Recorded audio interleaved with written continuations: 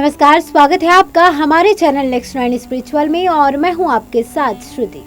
आज हम अपनी इस रिपोर्ट में बात करने जा रहे हैं कृष्ण लीला की। जैसा कि हमने पिछले वीडियो में कृष्ण लीला की कुछ बातें आपको बताई, जहां पर हमने आपको बताया कि बलराम को गुप्त रूप से जो है ले जाने की बात हो रही थी, जिसमें बलदाऊ जो है बलराम वो कई तरह के सवाल पूछते हैं दाऊ। वहीं बता दें आपको कि रोहिणी कहती हैं चुप रहो दाऊ चुप रहो। आगे की लीला बता रहे हैं हम आपको। कान्हा सो रहा है, रोहिणी कहती है चुप रहो दाऊ चुप रहो। आगे की लीला में कान्हा सो रहा है, रोहिणी कहती है चुप कर आते हुए। तब दाऊ कहते हैं सो रहा है तो क्या मैं उसे इसी तरह सोता हुआ छोड़कर चला जाऊंगा? नहीं नहीं, मैं उसे साथ लेकर पहले यशोदा मैया से पूछूंगा। यह कहते हुए बलराम जी कान्हा को पुकारते हुए कक्ष से बाहर जाने लगते हैं तो अक्रूर जी द्वार पर उन्हें रोक लेते हैं और कहते हैं कि यशोदा भाभी ने यह आज्ञा नहीं दी। तब बलराम कहते हैं कि माँ तो कह रही थी कि उसके माता पिता ने ये आज्ञा दी है। फिर अक्रूर जी भी तराकर कहते हैं कि उन्होंने ठीक कहा, ये आज्ञा कृष्ण के माता पिता ने ही दी है।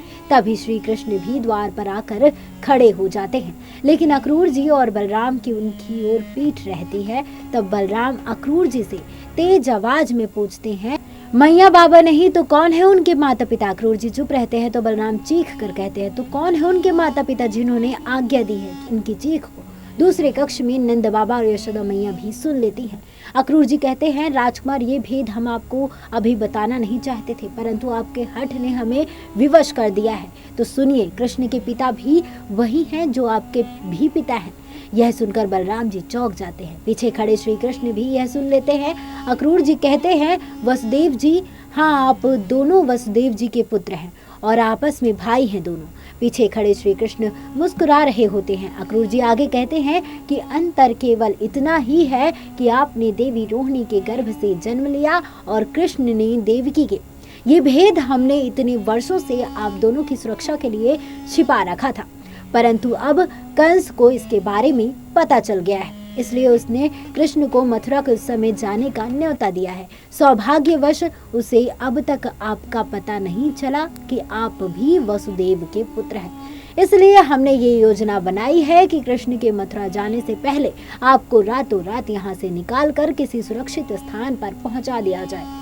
यह सुनकर बलराम जी क्रोधित होकर कहते हैं कि परंतु आपने ये कैसे सोच लिया कि मैं कान्हा को संकट में छोड़कर छिपकर किसी सुरक्षित स्थान पर चला जाऊंगा? पीछे खड़े कृष्ण मुस्कुराते रहते हैं। आगे बलराम कहते हैं कि आपकी सभी बातें सुनने के पश्चात कृष्ण के साथ मेरा रहना और भी आवश्यक हो गया है, इसलिए जहाँ जहाँ कान्हा जाएगा वहाँ वहाँ मैं जाऊंगा और कहीं नहीं। यह सुनकर अक्रूर जी कहते हैं कि महाराज शूरसेन की दो में से हमें एक निशानी बचाना है, इसलिए हमने यह निर्णय लिया है कि आपको बचा लिया जाए। तब क्रोधित होकर बलराम जी कहते हैं नहीं अक्रूर जी नहीं, बचेगी तो दोनों निशानियां या भले ही दोनों मिट जाएं।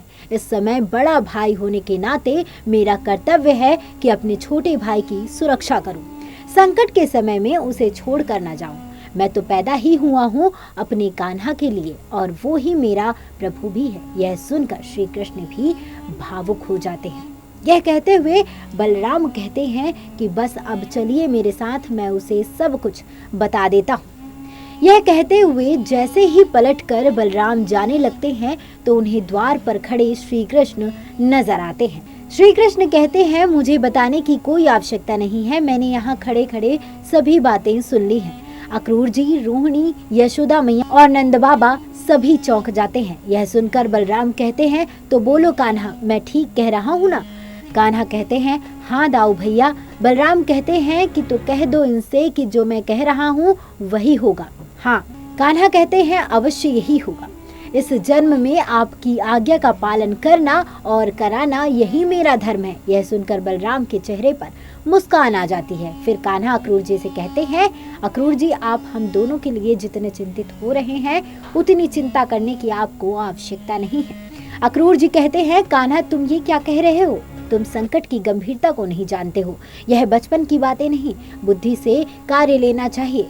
इस समय जीवन और मृत्यु का प्रश्न है। यह सुनकर कान्हा कहते हैं जब कोई बुद्धिमान अपने हाथों से जीवन और मृत्यु को आगे पीछे करने की भूल करता है तो यह सही नहीं है, क्योंकि जीवन और मृत्यु तो विधाता के हाथ में है। मृत्यु आनी है तो वह सुरक्षित स्थान पर भी आएगी अक्रूर जी।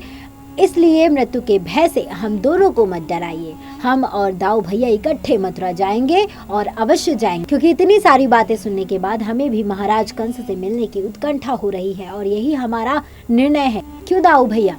यह सुनकर दाऊ भैया कहते हैं हाँ। फिर कृष्ण कहते हैं कि परंतु इस सब बातों के बीच हमें आपकी एक बात अच्छी नहीं लगी कि आपने कहा कि यशोदा मेरी मैया नहीं।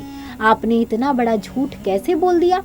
अक्रूर जी, जन्म से लेकर आज तक मेरे लिए यशोदा ही मेरी मैया रही हैं और सदा मेरी मैया रहेंगी।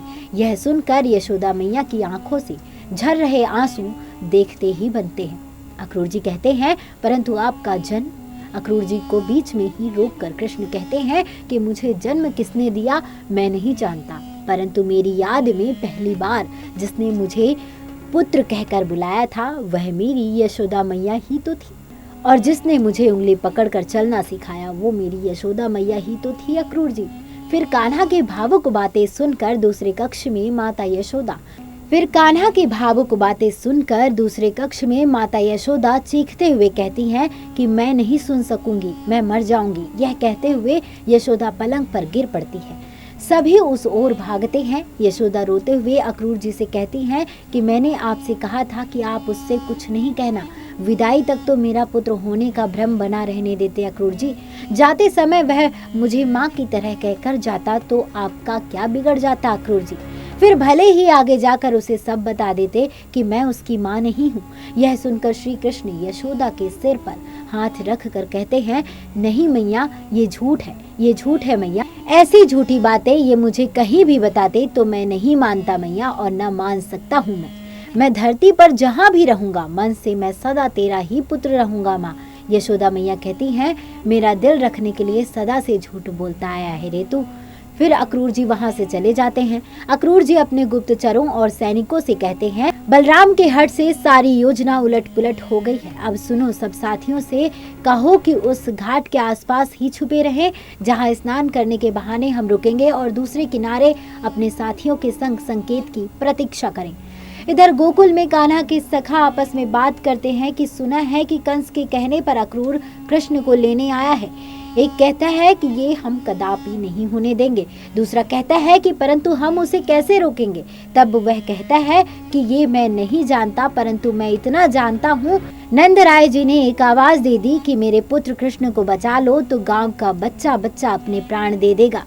तब तीसरा कहता है कि विराट भैया यही तो दुविधा का केंद्र है जिसके लिए स्वयं नंद बाबा भी कुछ नहीं कर सकते। दुविधा यह सुनने में आई है कि कान्हा नंद बाबा का पुत्र नहीं है। तब तीसरा कहता है कि हाँ, वह यादवों का राजकुमार है जिसे इतने दिन कंस से छिपा कर रखा गया था। इस परिस्थिति में यादव सरदार अक्रूर जी उसे वापस लेने आए हैं तो बेचारे नंद बाबा क्या कर सकते हैं।